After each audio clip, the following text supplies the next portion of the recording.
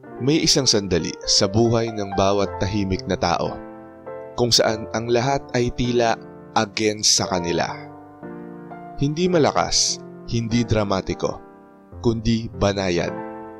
Nagsishift ang mga conversations, nagbabago ang tingin ng mga mata, ang mga ngiti ay nagiging strategic. At bigla, napagtanto mo na hindi ka na bahagi ng grupo. Ikaw na ang pinag-uusapan. Ito ang kwento ni Elias, isang introvert na hindi lumaban sa pamamagitan ng mga karaniwang paraan. Hindi siya nakipagtalo, hindi siya nagpaliwanag. May ginawa siyang mas mapanganib. Nagmasid siya at natutong manalo.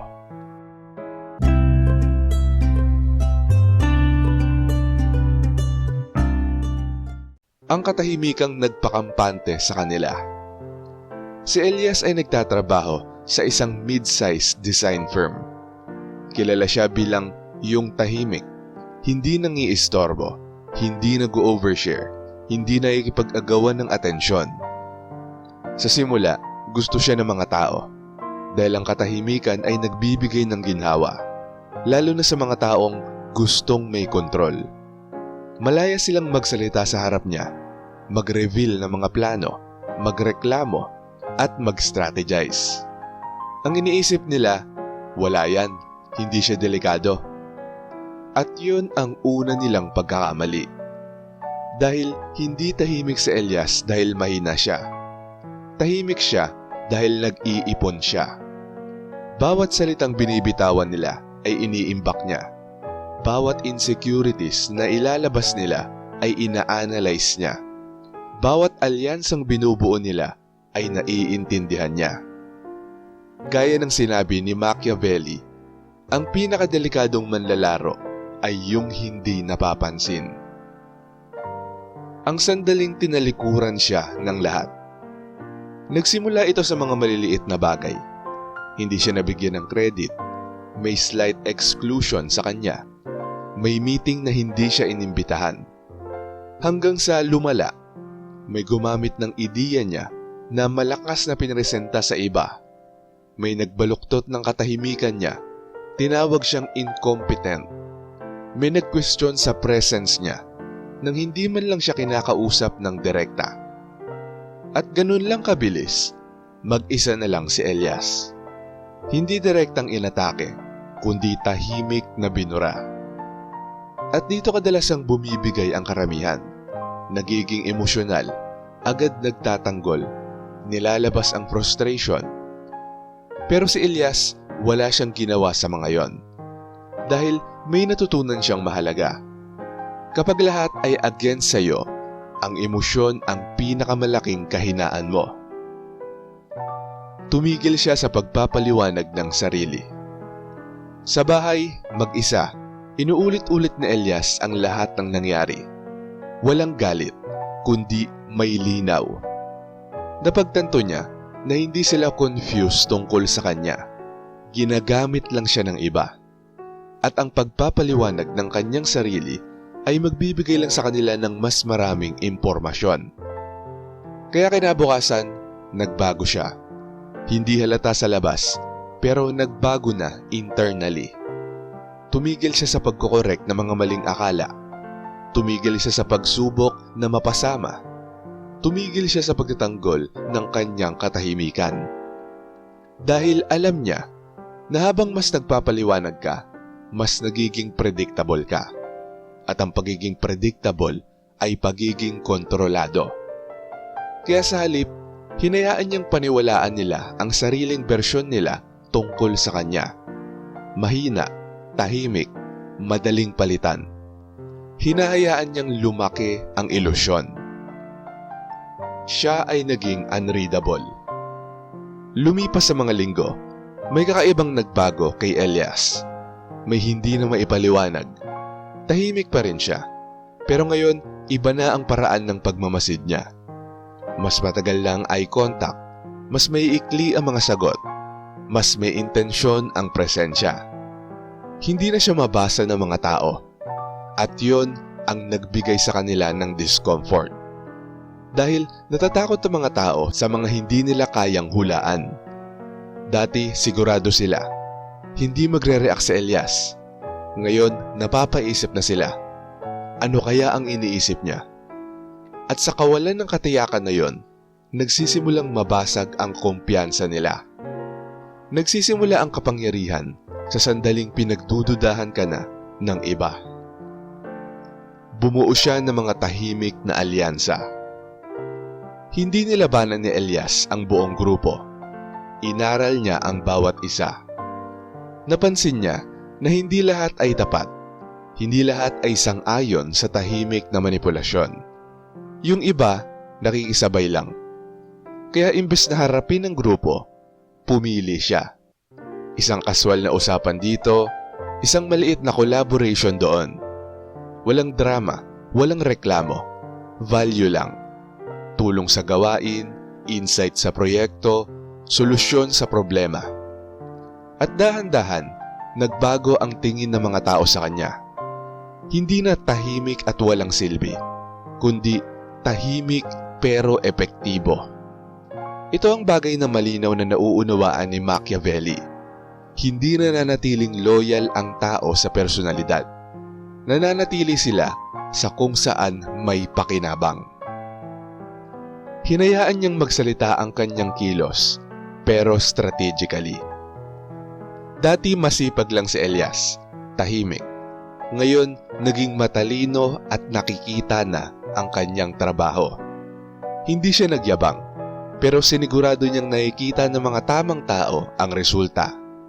Dinodokumento niya ang mga ambag niya. Nagbibigay siya ng mga updates sa tamang oras. Nagsasalita lang siya kapag may saysay. At kapag nagsalita siya, diretso, malinaw, hindi matatanggi. Ang parehong mga taong hindi siya pinapansin dati ay nagsimulang makakita ng pattern. Bakit laging maayos ang gawa niya? Bakit palaging gumagana ang solusyon niya? Unti-unting nagbabago ang pagdududa. At ang pagdududa ang simula ng pagbaliktad ng sitwasyon. Hinayaan niyang lumitaw ang kanilang mga pagkakamali. Hindi isinumbong ni Elias ang kahit sino. Hindi niya kailangang gawin yon. Dahil ang mga tao, naglalantad ng sarili nila kapag akala nila panalo na sila. Yung mga nagnakaw ng credit, nagsimulang gumawa ng mga mas malalaking pag-aangkin. Yung mga nag-exclude sa kanya, nagsimulang magkamali sa pag-handle ng mga proyekto. Yung mga minamaliit siya, naging pabaya. At si Elias, umatras lang siya. Nagmasid, naghintay, naghanda. Dahil naiintindihan niya na kapag nagkakamali ang kalaban mo, huwag mo silang gambalain. Ang turning point. Isang malaking proyekto, mataas ang pressure, mataas ang exposure. Yung parehong grupo na nag-exclude sa kanya, sila ang namuno. Pero may nagkamali, naantala ang mga deadlines, nagbanggaan ang mga desisyon, nagkagulo ang execution.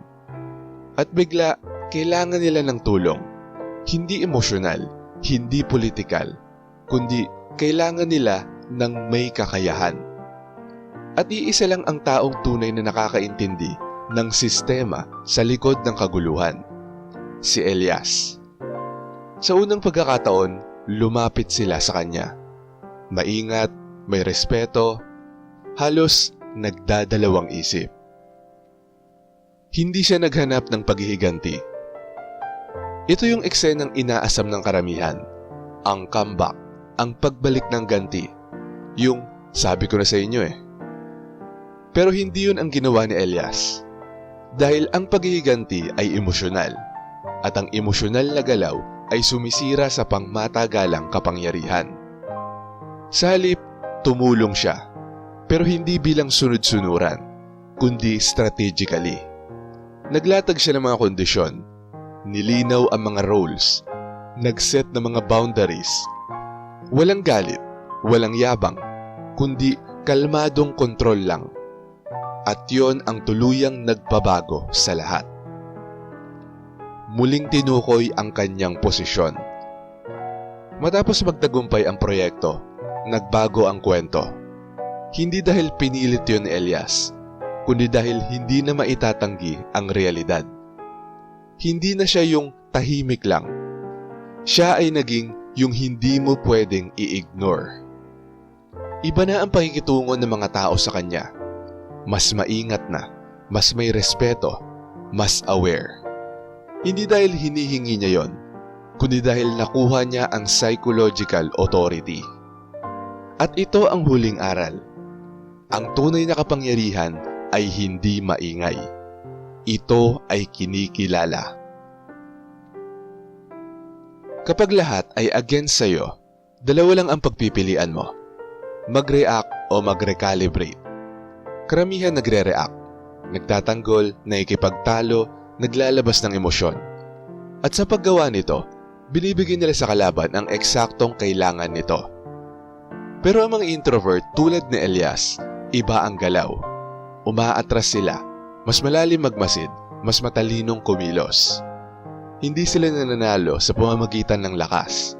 Nananalo sila dahil mas nauunawaan nila ang sitwasyon kaysa sa kahit sino. Dahil sa mundong adik sa ingay, ang katahimikan ay nagiging estratehiya. At sa kamay ng isang taong marunong maghintay, ang katahimikan ay nagiging kapangyarihan. Shoutout sa mga nanood at nag-comment sa bagong upload na to. Shoutout kay Arky Takot. Sabi niya, grabe, sobrang relatable nito. Bilang introvert, parang survival mode talaga kapag nasa mall. Ang daming tao, ingay at energy na kailangang i-process ng sabay-sabay. Kaya minsan mukha kaming strange kahit tahimik lang. Nag-o-observe o biglang nawawala sa crowd para mag-recharge. Pero sa totoo lang, hindi kami weird. Nag-a-adjust lang kami sa environment in our own way. Ang galing ng pagka-explain nito. Parang na-translate mo yung tahimik naming mundo into something na maiintindihan ng iba. Sabi naman ni Marilyn Obra, ako talagang introvert talaga ako. Kahit kasi saan ako tumira, di talaga ako nangangapit bahay. Mas gusto ko pa makinig ng music. At talagang overthinker yata ako. Dahil pag nagbabasa ako ng note, parang may nakikita akong kakaiba. Siguro bigay ng Diyos yon. Pero di naman po ako masungit.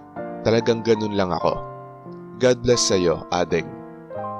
At ayon naman kay Marie the Lightworker, hi po Sir AP, good evening sa'yo. Nagpupunta lang ako ng mall kapag may importanteng bibilhin.